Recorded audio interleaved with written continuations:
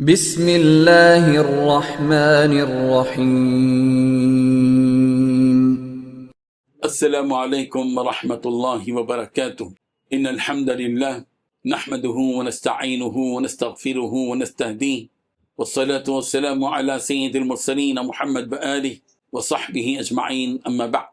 حاضرین و ناظرین، یہ درس قرآن نمبر 387 ہے اور آج سورۃ النساء کی 2 آیتوں کی تلاوت و تشریح کی جائے گی، آیت نمبر 49 اور 50۔ اعوذ باللہ من الشیطان الرجیم، بسم اللہ الرحمن الرحیم۔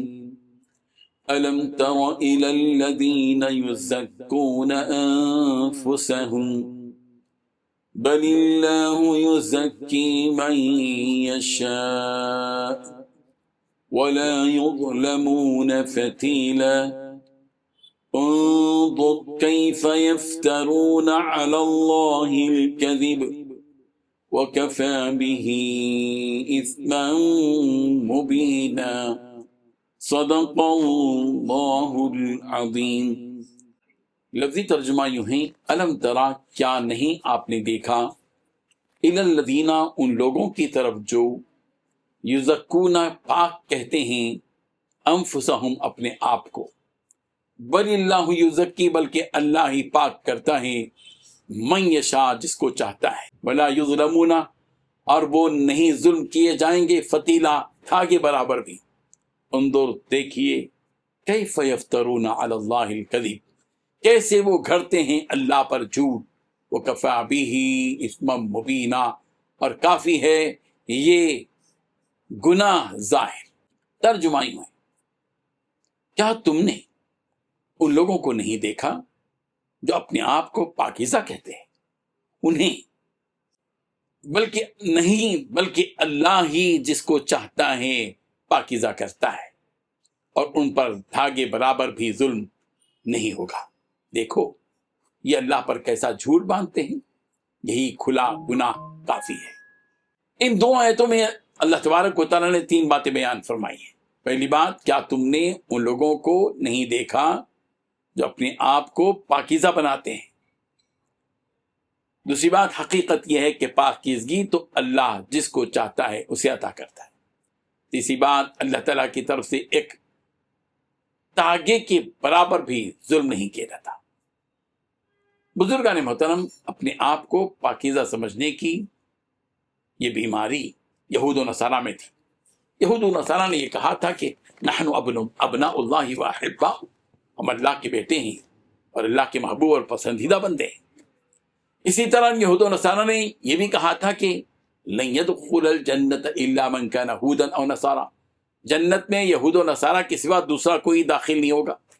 جب یہود و نصارہ نے اپنے آپ کو نیک، صالح، جنتی اور اللہ کا محبوب ہونے کا دعویٰ کیا، اللہ تبارک و تعالیٰ کے احکامات سے منہ موڑنے کے باوجود اپنی تعریف آپ کرنے سے باز نہیں آئے، تو رب ذوالجلال نے ان کے بارے میں یہ آیت نازل فرمائی کہ کیا تم نے ان لوگوں کو نہیں دیکھا جو اپنی جانوں کو پاکیزہ بناتے ہیں۔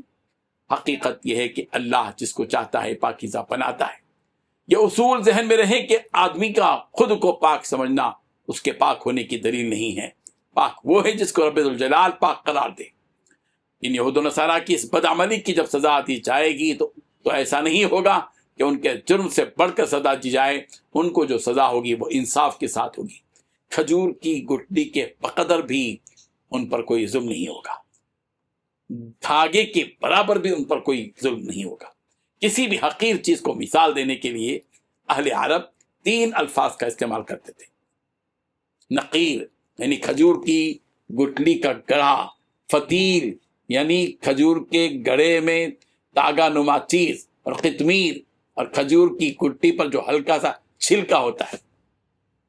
یہاں اللہ تبارک و تعالیٰ نے فتیل کا لفظ استعمال کیا کہ ایسے مجرموں پر اللہ تعالیٰ کھجور کے گڑھے میں جو تاگا ہوتا ہے اس کے بقدر بھی ظلم نہیں کریں گے۔